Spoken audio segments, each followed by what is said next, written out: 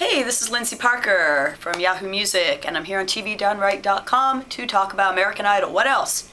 Sure, it makes it pretty obvious what I'm here to talk about. It was the top 13 competition started this week. This is when it actually gets serious, people. This is when all the auditions and all the Vegas and Hollywood Week stuff is over, and we really get down to business and find out who is going on this tour, who is going to put out the American Idol compilation, and most importantly, who's going to win this damn thing. So let's talk about the performances I liked. I'm sure it'll come as no surprise to anyone who's been following my blogs that I'm all about Paul McDonald this season. I realize he's very polarizing.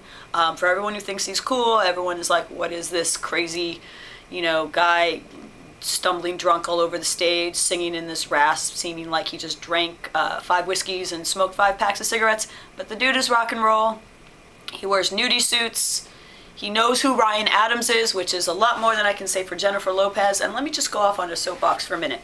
I understand that Ryan Adams is not a household name. Ryan with an R as opposed to Brian with a B. And I understand that maybe not everyone has the deep musical knowledge that others do, that Paul McDonald himself does. If there was ever any eye-opener for me about that, it was when Arcade Fire won the Best Album Grammy over R.E.M. Eminem. Why am I talking about R.E.M.? You know why? It's because next week is Sing a Song from the Year You Were Born Week, and I want Paul McDonald to sing some early R.E.M. I was just talking about this. Anyway, rewind. When Arcade Fire won the Grammy for Best Album over Eminem last month, a lot of people didn't know who Arcade Fire was. Even Barbra Streisand, who was reading the results, apparently thought they were a band called The Suburbs, which was a great band from the 80s, by the way. So I understand that not everyone has that deep indie musical knowledge, but if you're judging American Idol and you're supposedly some sort of music expert, Jennifer Lopez, you should know who Ryan Adams is, particularly since he's married to Mandy Moore, who just sang at the Oscars, which J-Lo attended. I know Mandy Moore and J-Lo have run in some same circles, so it was absolutely bizarre to me that she didn't know that song. But anyway, Ryan Adams is awesome, and Paul is awesome for trying to bring something new to the show. People aren't familiar with the song, and a lot of times that hurts a contestant. Oh, you sang a song you didn't know. But I take issue with that, because you know what? The first time you heard, let me think of some big hit songs. Just the Way You Are by Bruno Mars, Just Dance by Lady Gaga, I Kissed a Girl by Katy Perry, songs that became big hits. These were new artists at the time. You didn't know them, you didn't know the song, and you liked it. American Idol contestants should be no different. If they do a good performance and sing well and do something original, it should not matter if you don't know the song. And Come Pick Me Up is an awesome song. By the way, you should hear the original version because it's like full of swear words. And it would have been incredibly awesome if Paul McDonald had sworn through the whole thing. And I'm sure Steven Tyler would have appreciated it and handed him, like, the little Idol, censor bar on a stick thing. And Paul could have used it through his performance. But anyway, I thought he was good, and this is a McDonald hate-free zone, so haters back off. My other favorite performances of the week were Casey Abrams, who's amazing. He's been compared to Taylor Hicks a lot, and doing a Joe Cocker song could have put him further down that path.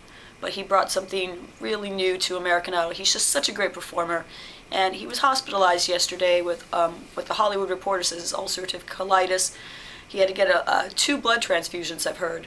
So I really hope he's okay, because this show needs him and would be sad without him. And I actually think he is a lockdown for the top 5 if his health doesn't get in the way. He could maybe even win this thing. And then there's Naima, my girl, Naima, girl.